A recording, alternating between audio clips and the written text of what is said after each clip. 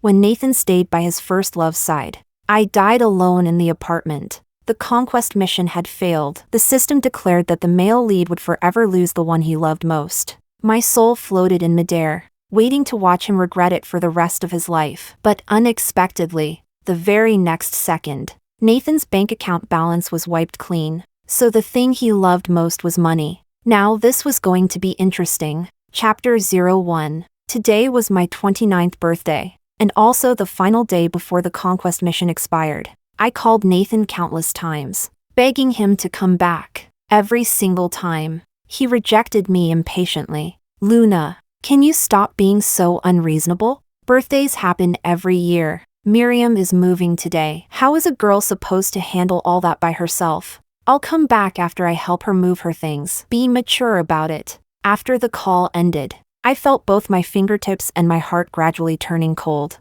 Against Miriam, I lost again. And this time, the price was my life.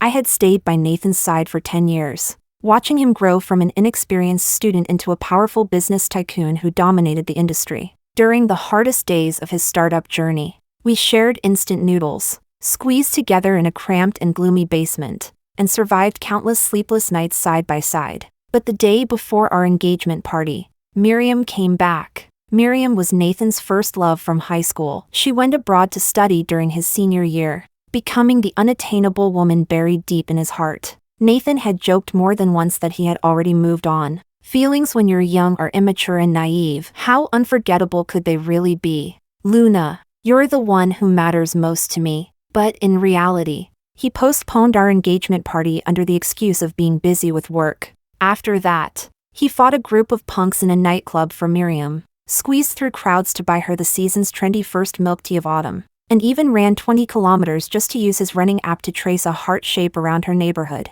He never spoke of love, yet under the excuse of just friends, he did every childish and ridiculous thing he used to mock. I lost completely. The system reminded me, "Host, you only have 2 minutes left. Forget it." I already tried my best. I tossed my phone aside and closed my eyes. After living in this world for 10 years, my whole life had revolved around Nathan. Now that I was dying, there wasn't really anything left to regret. The phone lying on the bed suddenly vibrated again. The system sounded delighted. "Quick, check it!" Maybe Nathan came back. I turned over the screen. Miriam's face appeared through Nathan's WeChat profile picture on the video call. She stuck out her tongue at me playfully. "Luna, I'm sorry. There was just too much stuff to move today. I really couldn't handle it alone. So I borrowed your boyfriend for a while." In the video, Nathan was squatting on the floor without a shred of dignity, wiping the tiles clean. His expensive suit was wrinkled into a messy heap. He had always been obsessed with cleanliness. Before he left home,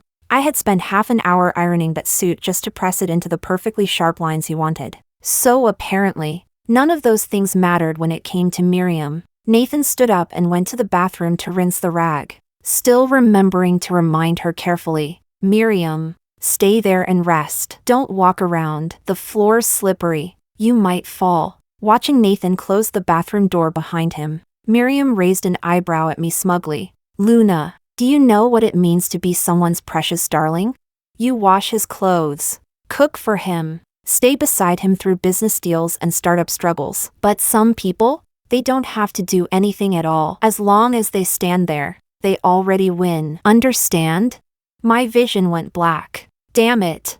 I was literally about to die. And right before dying I still had to get humiliated in my face by Miriam's bragging. What rotten luck. Even the system thought this was rotten luck. Paw. Shameless bitch. Time's up. Host. Mission failed. As punishment, you will die. And the male lead will forever lose the one he loves most. Chapter 02. I nodded, tossed my phone aside, and lay calmly on the bed. I understood all the cliches. I suffered physically and emotionally, gave everything to Nathan, including this cheap, worthless life of mine. And Nathan? He wouldn't exactly get a happy ending either. He would drown in grief, waking up alone every day on a 100-square-meter bed, throwing wild parties inside a 2,000-square-meter mansion. Beautiful women would surround him everywhere he went, one in each arm, yet none of them would ever reach his heart, and so he would live on in loneliness and emptiness, healthy as ever, with billions in savings, all the way to 99 years old. No, 99 wasn't enough. 120 would be even better, because every single day he spent alive, trapped in endless memories of me, would be torture. The longer he suffered, the more satisfying it would be for the readers. The system began its countdown. 3, 2, 1. The conquest mission ended, and I watched my soul float upward from my body. A little excitement started bubbling inside me. Nathan, now that I'm dead, you'll regret it, won't you?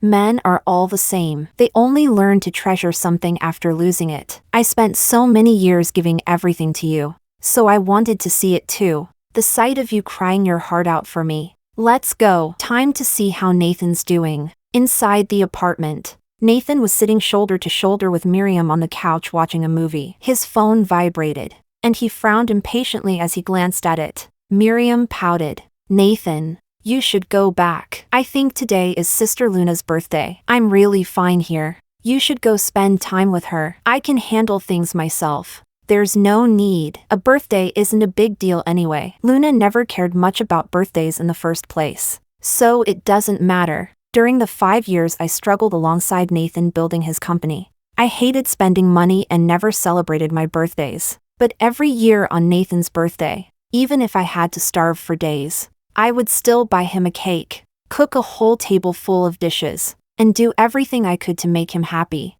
All those years of devotion, I thought they would eventually warm his heart, but I never expected that. In his eyes, all my sacrifices were simply things I was supposed to do. I stared blankly at Nathan. His phone vibrated several more times. Irritated, he picked it up, about to switch it off entirely, but when his gaze casually landed on the text message, his pupils suddenly constricted. His breathing turned ragged. His whole body began trembling violently. 874,502,930. 38 yuan has been transferred out of your bank account ending in 8888. Current balance, 0 yuan. Chapter 03. I was stunned. A few years ago, Nathan's startup had perfectly ridden the market boom. His company went public, reaching a valuation worth billions. Yet he had never been the type to spend recklessly. Aside from the basics like houses and cars, his daily lifestyle was actually pretty frugal. Sometimes if I bought a designer bag,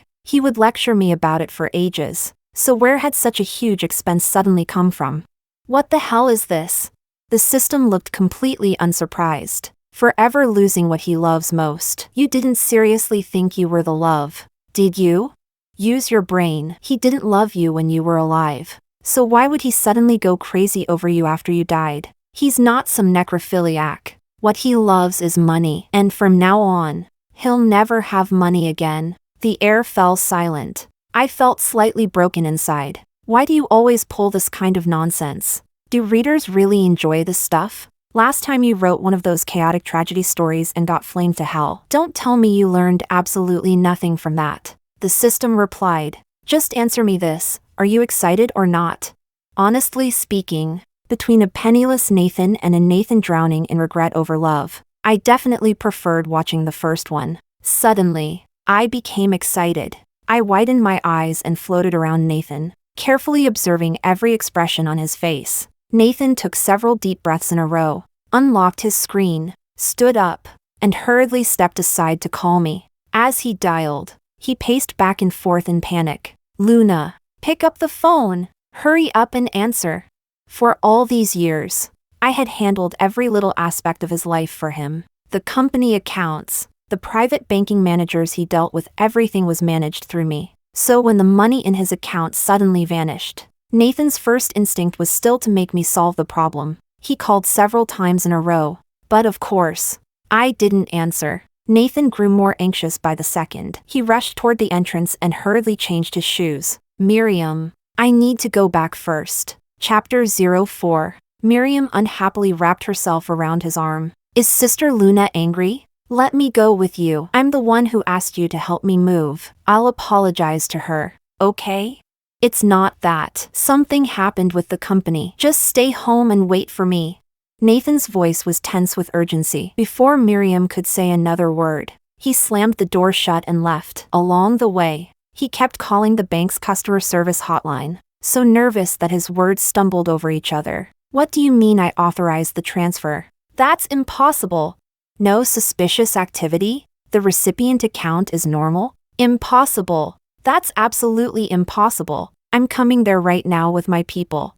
When the car arrived downstairs at my apartment building, Nathan rushed into the elevator, taking the stairs in huge strides. Luna, open the door!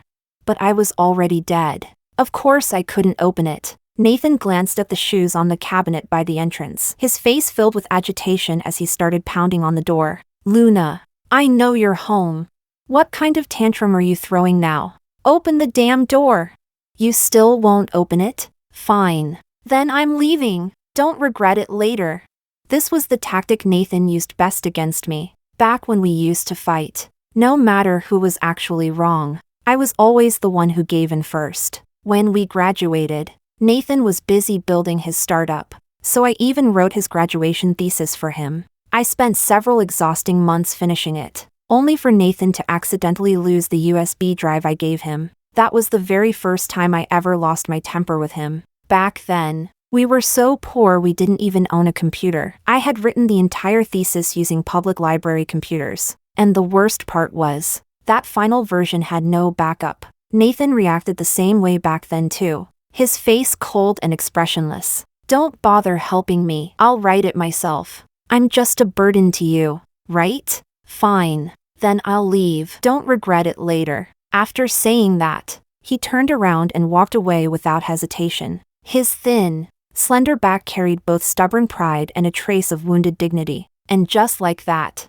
my heart softened instantly. The first time I met Nathan, he had looked exactly the same. Back then, I had run into a group of street punks outside campus. Nathan had thrown himself into danger to protect me without a second thought. At the time, the system still hadn't announced who my conquest target was, so I kept my distance from every boy out of caution. I told Nathan to stop interfering. Nathan wiped the blood from his nose and sneered coldly. Who's interfering for your sake? I just can't stand looking at those guys. He picked up the backpack from the ground and turned to leave. Inside the narrow alleyway, the sunset shone in from the far end, stretching his shadow impossibly long. I can't remember exactly what I felt at that moment. I only remember the overwhelming joy that flooded my heart when the system finally announced that Nathan was my conquest target. I could never bring myself to be cruel to a figure like that, so I chased after Nathan and coaxed him softly until he forgave me. And from then on, every time we fought, he used this exact same trick to keep me firmly under his control. Chapter 05. This time was no different. After shouting, Nathan fell silent for a moment, waiting for me to open the door. But even after a long pause, the door remained completely still. Nathan let out a frustrated growl and slammed his fist against the door. Luna, you've really gotten bold lately. Just you wait. There was a spare key to the apartment kept at the company. Nathan finally remembered and prepared to call his assistant, Bradley, to bring it over. But the moment he unlocked his phone, the screen lit up again. Miriam had been calling him nonstop. Nathan rubbed his forehead and answered impatiently. Miriam, wait a second. I still have something to deal with here. Nathan, it hurts so much. Miriam burst into tears. I fell down. Please come save me. It hurts. I'm bleeding so much. TCH. Miriam only ever uses this trick. I muttered, rolling my eyes. How many times had this happened already? Every single time Nathan was with me, she would call with some excuse or another. Either she got splashed by hot oil while cooking, or some creep was following her on the street, or the electricity went out at home and she was too scared to stay alone. Her survival skills were honestly worse than a 10-year-old child's. Yet Nathan fell for it every single time. Miriam grew up spoiled. Her family is wealthy, and her parents treated her like a princess. You're different. You started working part-time in high school. You're independent and strong. You can handle everything on your own. But Miriam can't survive without me. Be good, okay? I'll help her deal with things and come back afterward. To Nathan, Miriam always came first. But now, Miriam's rival wasn't me anymore. It was money. Could she still win this time? I stared at Nathan expectantly. Sure enough, he took a deep breath and yanked impatiently at his tie. If you fell, then call an ambulance. What's the point of calling me? Once I'm done dealing with things here, I'll go see you at the hospital. Stop calling me for now." After saying that, he hung up and tried to call Bradley instead. But before he could even scroll to Bradley's name in his contacts, Miriam called again. Chapter 06. "I'm sorry, Nathan. I shouldn't have disturbed you. Sister Luna's birthday is more important. This little injury of mine is nothing serious. I can go to the hospital by myself. You should stay with her. After living abroad for so many years, I should have learned how to be alone by now. And it's probably time for me to let you go too." Miriam's tone was perfectly controlled: sadness, disappointment, forced strength. Nathan froze for several seconds after hearing her words. If this had happened before, he definitely would have rushed straight to her side without hesitation. Unfortunately for Miriam, 800 million yuan had made his mind crystal clear. Without another word, Nathan hung up decisively. Then he scrolled down his screen, blocked Miriam completely, and only after that did he finally call Bradley. "Bradley, bring me the key from Luna's drawer." Bradley sounded panicked. "Vice President Luna, where did she go? Please come back quickly. Something terrible happened at the company. The financial regulators are here. They said the company falsified its accounts, and we're being fined too. 7 billion yuan. The moment Nathan heard that, his breath caught violently in his chest. He started pounding on his chest, eyes rolling upward from shock. "How much? 7 billion? I'm coming back immediately. Where's Luna? We don't know where Vice President Luna went either. Nobody can reach her by phone. I'm heading over right now." "Bradley, listen carefully, forget about the company for now. Bring the key to Grand Court Apartments immediately. Open Luna's apartment door and make her get back to the company at once." Nathan roared into the phone before speeding straight toward the company without stopping for a second. The company's market value might have been much higher than the fine itself. But once the penalty announcement went public, the collapsing stock price would trigger a devastating chain reaction, combined with the mysterious disappearance of the money from his bank account. Once the fine was paid, the company would instantly go bankrupt. Nathan wouldn't just become penniless. He would also end up buried under billions in debt. His face turned deathly pale from fear. Even the hands gripping the steering wheel shook uncontrollably, while his teeth chattered loudly against each other. I had never seen Nathan panic like this before. In my memories, he had always been calm and composed. When the USB drive containing his thesis got lost, he had simply shrugged. "Then I'll just write another one." "Why are you panicking?" When he lost his wallet, he had acted indifferent. "It wasn't that much money anyway. I can just save more later." Back during the startup phase, we once landed a huge order, but before delivery, the client suddenly backed out. I was so anxious that painful ulcers broke out across my mouth. Night after night, I couldn't sleep at all. Meanwhile, Nathan calmly comforted me. "It's fine. The products aren't going to rot sitting there. We'll just find another customer." Because of that, he used to laugh at me constantly, saying I was emotionally unstable and mentally weak. But only now did I finally understand. When the USB drive got lost, I was the one who had to rewrite everything. The money inside the wallet had been my savings, and when the client ran away, I was the one who had to chase down new customers all over again. Of course he never panicked. After all, when it comes to their own personal interests, everyone is exactly the same.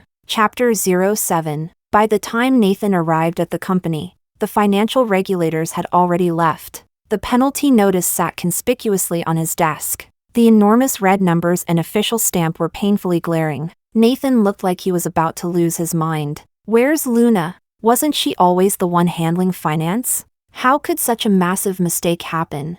The secretary nervously stepped forward. Vice President Luna stopped managing this department a long time ago. As for those financial statements, the secretary swallowed hard before continuing. President Nathan, you were the one who approved them personally. You told us to inflate the profits. You said every other company does it too. That it was an industry norm. After the quarterly report was released, the company's stock price jumped 20%. You even took Miss Miriam to an auction to celebrate and bought jewelry there. Those purchases were paid for using the company account too. Did you forget?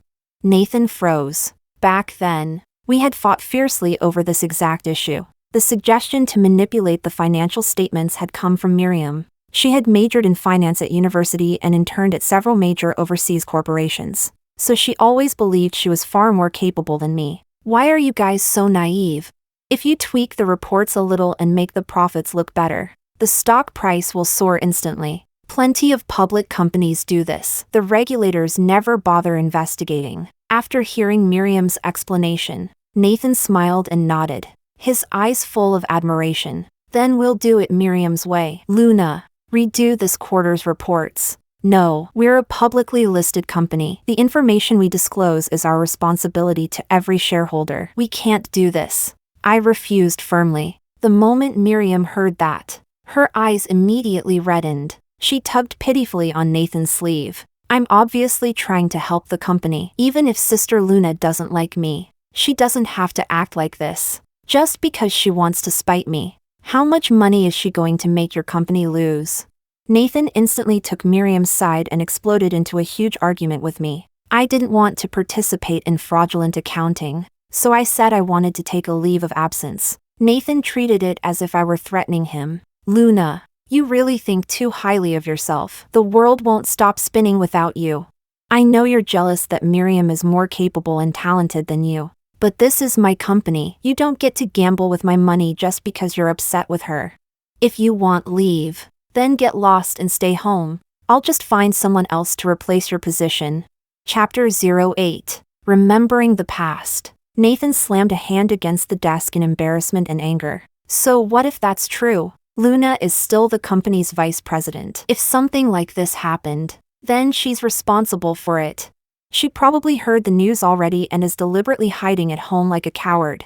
Where's Bradley? Call Bradley immediately and bring Luna back to the company. She'll know how to fix this. Cases like this always have a 1-week appeal period. Tell her to redo the accounts. She'll definitely find a solution. Nathan paced back and forth around the office while repeatedly calling Bradley. I joked bitterly with the system. See? He doesn't even realize how important I am to him. For all these years, he relied on me for everything. Too bad. Nathan, this time, I really can't help you anymore. The system scoffed. You're insane.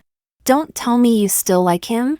How important could you possibly be? If you were really that important, how could he not notice you'd been sick for so many days? Your face was paler than a corpse already. If you were really that important, would he hand his secondary bank card to Miriam while pinching pennies with you? Has he ever even taken you to a decent restaurant? He treated you like garbage while you were alive, but after you die he suddenly falls in love with you? What kind of messed up logic is that? You tragic romance heroines are all crazy, completely delusional. I wanted to argue back indignantly, but when I remembered the money Nathan had lost, the words suddenly died in my throat. Forever losing what he loved most. And what Nathan loved most really wasn't me. Nathan grew increasingly impatient waiting for me and called Bradley dozens of times in a row. Finally, the call connected. Bradley's tearful voice came from the other end of the line. President Nathan. Vice President Luna, she's gone. What do you mean gone? She's not at home? Where else could she possibly be? Nathan roared into the phone. It's not like she goes traveling. For all these years, her entire life has only been the company and home. Where else could she go?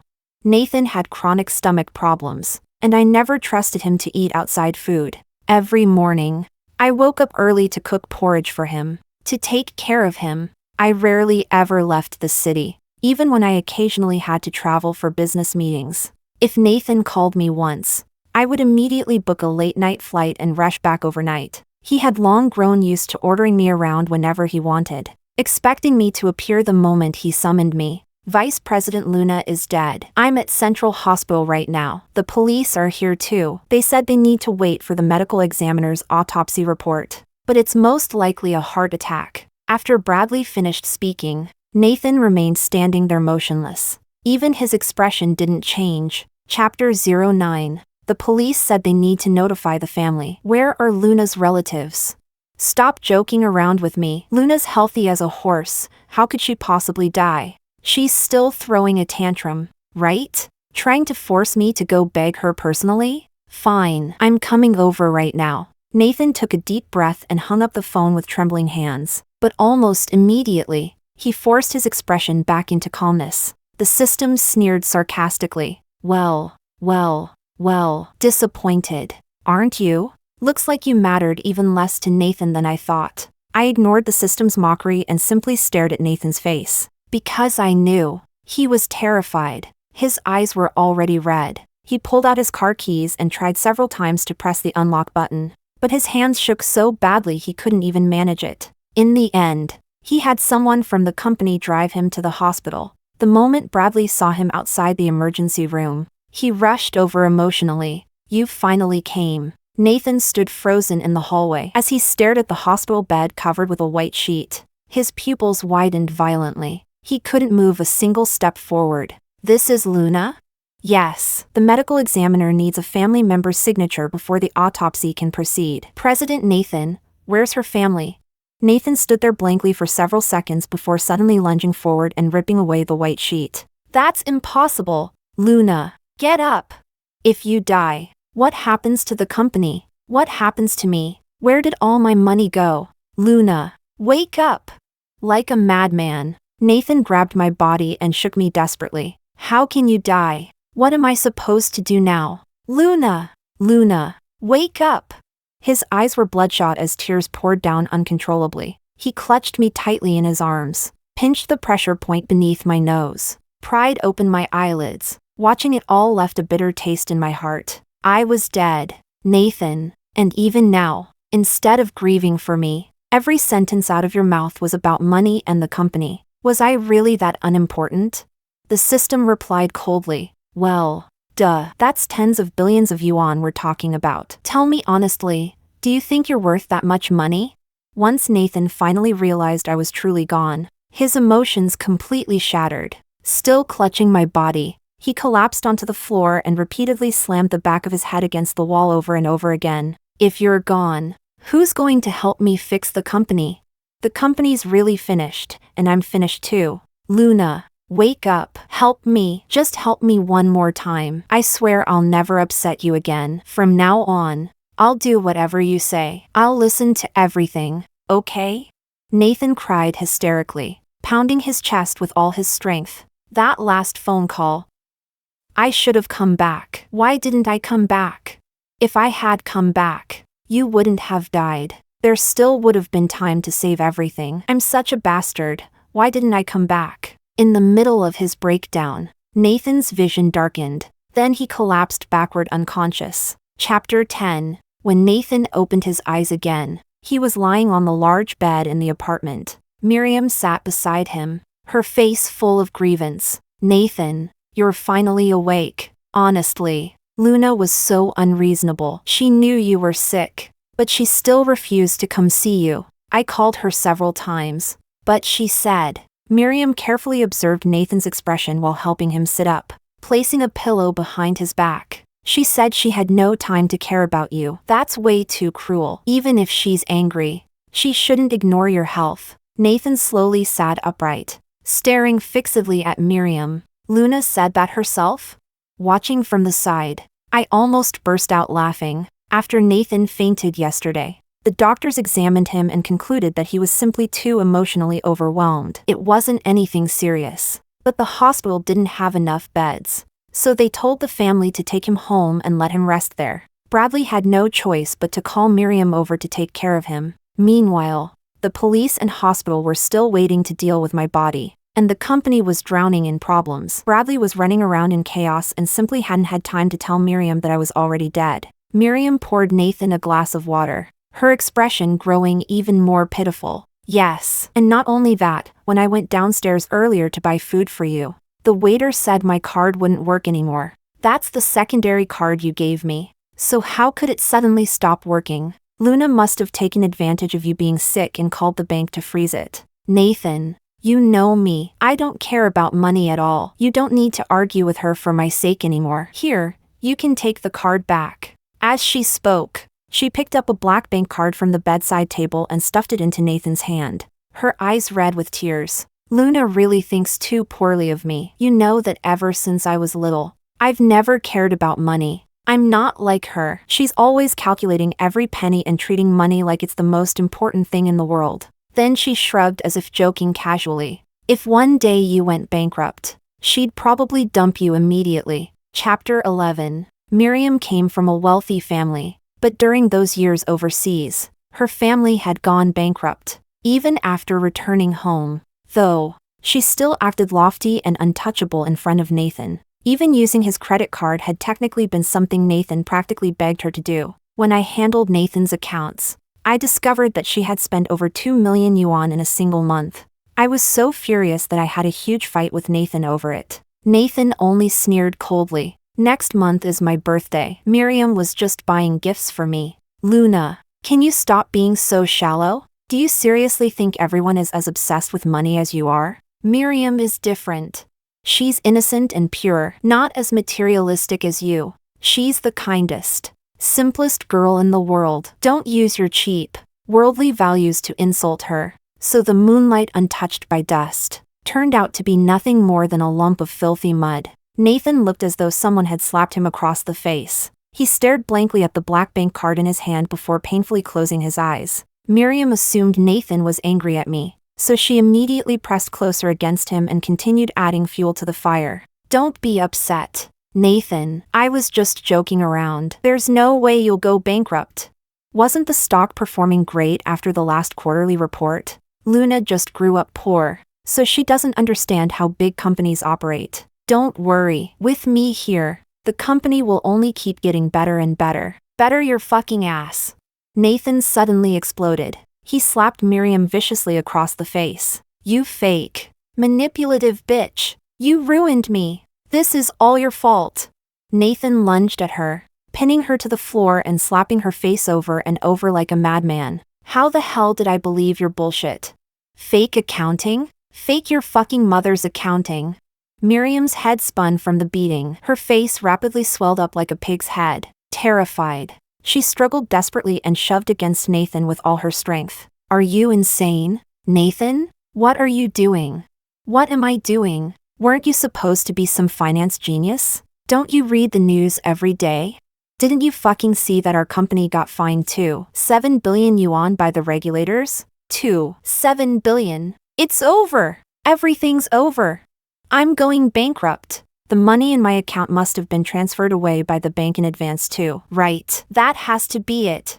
As he ranted and hit her, Nathan's mind gradually became clearer. Over the years, countless companies had collapsed. After bankruptcy, plenty of bosses ended up blacklisted financially. But if they transferred their assets in advance, even though they couldn't fly or ride high-speed rail anymore, their lives still wouldn't become too miserable. Now, all assets under Nathan's own name would definitely be frozen. There was no time left to move them. But Miriam still had money. Where's the money I gave you? And the jewelry I bought for you? Give all of it back to me right now. Chapter 12. Nathan threw Miriam aside and rushed toward the vanity table, yanking open her drawers frantically. Miriam had been beaten so badly she looked completely dazed. She lay on the floor staring blankly for a long while before finally reacting. Slowly propping herself up with her arms, the very first thing she did wasn't stop Nathan. Instead, she grabbed her phone and checked the news about the company. And the moment she checked, her entire face changed. During the 2 days Nathan had been unconscious, the financial regulators had officially released their announcement. The company's stock price had crashed to the daily limit. Every business partner had terminated their contracts, and countless people were already scrambling to sue the company. After all, the earlier they filed claims, the higher they'd rank during bankruptcy liquidation. At this point, Nathan was completely finished. There was no possible way to recover anymore. Miriam found it impossible to accept reality. After her family went bankrupt, both her parents had been blacklisted financially back home and could only remain overseas. Their health wasn't good either. Medical bills and medication cost an enormous amount of money. Without Nathan, where else could she possibly get this much money? That's impossible. Where's Luna? Wasn't she the company's vice president? How did she handle things so badly that the company ended up like this? The moment Nathan heard my name, his rage exploded even further. He ripped every drawer out of the vanity and smashed them onto the floor. You still have the nerve to mention her? You killed her. It's all because of you. You bitch. You kept clinging to me and stopping me from going back. Luna died alone in that apartment. Do you have any idea how terrified and hopeless she must have felt? Nathan lunged at Miriam again. His fist smashed directly into her nose, and blood burst out instantly. Miriam screamed miserably and covered her face. Luna died? You were the one who refused to go back that day. How is that my fault? Shut up. I said shut the fuck up. Nathan punched her viciously in the face several more times. Terrified, Miriam scrambled backward trying to escape. Nathan grabbed her by the throat with one hand and dragged her toward the vanity table. Where's all the jewelry I bought you over the last 2 years? The diamonds, watches, necklaces, gemstones, where the hell are they? Chapter 13. As the two of them clawed at each other and fought like lunatics, the system applauded excitedly nearby. See? This is what men are really like. First love, the unforgettable woman, in front of money. All of that becomes worthless. Huge clumps of Miriam's hair had been ripped out. Her clothes were disheveled, and her face was covered in blood. Watching everything unfold, my emotions became strangely complicated. Honestly, I did hate her, but seeing Nathan beat her so violently somehow kept reminding me of the things he used to say. He once claimed that, in his heart, love would always matter more than money, that the reason he earned money at all was to provide a luxurious life for the people he cared about. That was why every time I haggled over a few yuan at the market or tried to save every penny possible, Nathan would lower his head awkwardly and stand there in discomfort. After we returned home from grocery shopping, he would always start complaining. Luna, this really doesn't suit you. It's honestly embarrassing. Can you stop doing this in the future? Are we really that desperate for a few yuan? At their core, Nathan and Miriam were the same type of person, proud, arrogant. They looked down on ordinary people struggling to survive in the real world. With just a single word from Miriam, Nathan could throw away enormous amounts of money for her without hesitation, even when there had never been any real relationship between them. And now? Now they were ripping each other's hair out, scratching each other's faces, rolling around on the floor fighting like common street shrews. Every halo around them had vanished. All I felt now was that Nathan was unbelievably fake. Disgustingly fake. Miriam screamed endlessly. The commotion inside the apartment finally became so loud that the neighbors called the police. By the time the police arrived, Miriam was kneeling on the floor trembling violently, crying pitifully. Nathan, just because your company went bankrupt doesn't mean you can take it out on me. We were friends. I was trying to comfort you out of kindness. How could you treat me like this? Miriam already had a naturally delicate appearance to begin with. Now that she had been beaten until she was covered in blood and bruises, she looked absolutely miserable. The police immediately handcuffed Nathan and took both of them back to the station for questioning. Once they investigated, the case itself turned out to be very simple. The once famous Nathan had gone insane after his company neared bankruptcy, demanding money from the woman he had been financially supporting, and the two of them ended up in a violent fight over it. Chapter 14. Nathan was detained for 10 days. During those 10 days, he had no access to outside information. Only people from the court came to see him, placing stack after stack of documents in front of him for signatures. Every time he signed his name, Nathan's hand trembled violently. He knew he was completely finished. He couldn't understand how things had ended up like this. Just half a month ago, he had still been spending lavishly with Miriam in luxury boutiques. Bradley had told him the company had secured several huge contracts, that everything was thriving and flourishing. So how had the world suddenly turned upside down overnight? Where exactly had things gone wrong?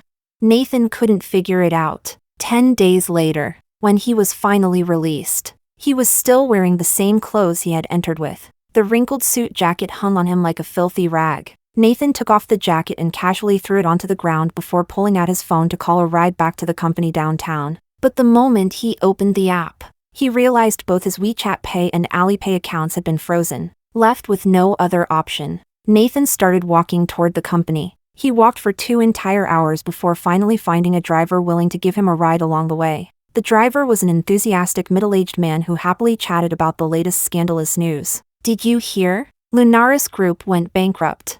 The company's vice president is dead, and nobody knows where Nathan went. He's probably hiding somewhere, too ashamed to show his face. Seriously. Letting the thing in his pants do the thinking completely ruined him. The whole company was built up by Luna. Yet he destroyed her over some mistress and ended up causing her death. And they're saying the regulators only started investigating Linares Group because of that mistress. Miriam. She was flaunting her wealth online, showing off jewelry, designer bags, and even posting the receipts. And guess what? Those receipts had Linares Group's official company stamp on them. Seriously, what kind of idiot boss buys jewelry for his mistress using company accounts? The moment people saw that, reports started flooding in from everywhere. Nathan's whole body began trembling uncontrollably. He hugged his knees and curled into himself in agony. Miriam. So in the end, everything had been because of Miriam. Chapter 15. When the car stopped outside the company building, the once thriving skyscraper had already been sealed shut. The place was completely deserted. Nathan stood there blankly, staring at the enormous words on the building. Linares Group.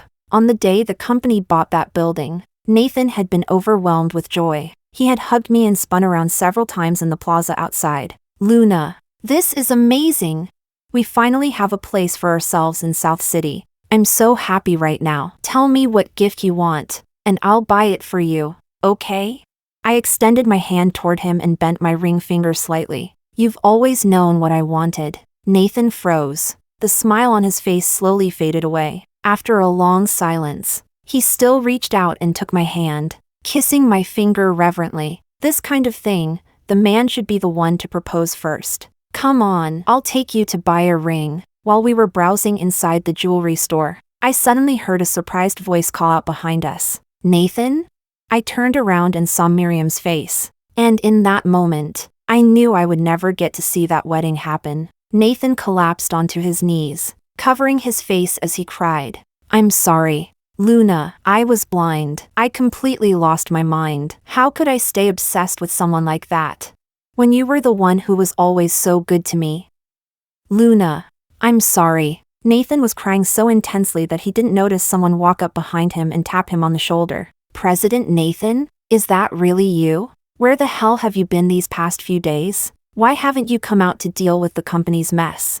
Bradley stood there carrying a huge stack of documents, glaring at Nathan resentfully. And there's Vice President Luna's funeral too. She didn't have any other family, so the charity foundation she used to sponsor stepped in to handle everything for her. Seriously, where exactly did you disappear to? Chapter 16. Her funeral? Nathan stared blankly at Bradley. Where was she buried? Take me to see her. South City Memorial Cemetery. Go by yourself. I'm busy as hell right now. These documents still need to be delivered to the court. Bradley waved his hands repeatedly and flatly refused Nathan. After the company went bankrupt, employees had gone unpaid for 2 entire months. Meanwhile, Nathan had hidden himself away like a cowardly turtle, refusing to show his face. Everyone secretly hated him now. They all said the same thing. If Luna were still alive, things never would have turned into this mess. Okay. I need to see her. Nathan wandered forward absent-mindedly, but after a few steps, he turned back around. Bradley, could you lend me some money? I don't even have enough for the bus. I don't have money either. Bradley glared at him, hugged the document bag tightly to his chest, and ran off immediately. Nathan stared at his empty pockets and let out a bitter laugh before slowly sitting down where he stood. The world was enormous. Yet somehow, there no longer seemed to be a single place left for him in it. Over the following days, Nathan wandered everywhere trying to borrow money, but everyone avoided him like the plague. Some people even took the opportunity to humiliate him further. Hey, look! Isn't that the famous Nathan? Nathan, over here! Smile for us. If your smile looks good enough, I'll give you 200 yuan. Nathan covered his face and fled in humiliation. His home had been seized and sealed off. Penniless, he could only drift through the streets, sleeping at subway entrances or beneath bridges at night. He had also tried looking for work, but with his name blacklisted financially, no legitimate employer would hire him, unless he wanted to haul bricks around at construction sites. One day, Nathan sat blankly on a pedestrian overpass, staring into space with lifeless eyes. A kind passerby couldn't bear watching anymore and handed him 10 yuan. Nathan took the money to a nearby market to buy steamed buns. South City's prices were high, so Nathan awkwardly tried bargaining with the vendor, asking for just a little more food. Get lost! If you can't afford it, then don't eat. The vendor waved him away impatiently. Nathan stood there stiffly in embarrassment. And suddenly, he remembered all those times I used to haggle in markets just to save a few yuan. Clutching the 10 yuan tightly in his hand, Nathan burst into tears. Chapter 17. Passers-by gradually stopped to watch, whispering curiously among themselves. Young people these days are so lazy, perfectly healthy, yet instead of working they're begging here? Exactly. Nothing worth sympathizing over. Doesn't even look like a real man. Miriam, move farther away. Beggars like this are filthy. Nathan froze. Then he slowly turned around in disbelief. Inside the crowd stood Miriam, leaning against a fat middle-aged man. She carried plastic grocery bags filled with vegetables while the man's thick fingers, decorated with giant gold rings, rested possessively around her waist. Nathan instantly went insane. He lunged forward and grabbed Miriam by the throat with both hands. Miriam, you ruined my life. And you still dare show your face? Come die with me. The man beside Miriam desperately tried pulling Nathan away. Hey, what the hell are you doing? Are you crazy? Somebody help. Nathan had been starving for days. Naturally, he was no match for the heavier man. The guy quickly beat him to the ground with punches and kicks until Nathan lost consciousness. Watching it all made me feel strangely uncomfortable. Why does Miriam still seem to be doing fine? Weren't all her jewels company assets? Shouldn't they have been confiscated already? The system shrugged. She had her own hidden savings too. Nathan gave her plenty of money over the last 2 years. I know you want to see karma hit her, but in reality, selfish and cold-hearted women like her always leave themselves an escape route. They usually don't end up suffering that badly. It's hopeless romantics like you who ruin your whole lives. I immediately protested indignantly. So what? This is a novel. Give her consequences. The system replied thoughtfully. Well, I suppose that's possible. The moment it finished speaking, Nathan, who had been lying unconscious on the ground, suddenly opened his eyes and sprang upright. Miriam, go to hell! He grabbed a butcher knife from the nearby pork stall and viciously stabbed it straight into Miriam's back. Nathan burst into manic laughter. You killed Luna! I've avenged you now. Luna! I stood right beside Nathan and smiled faintly at him. For a brief moment, it almost seemed like Nathan could actually see me. Luna. Nathan dropped the knife and reached a trembling hand toward me, but all he touched was empty air, just like his future.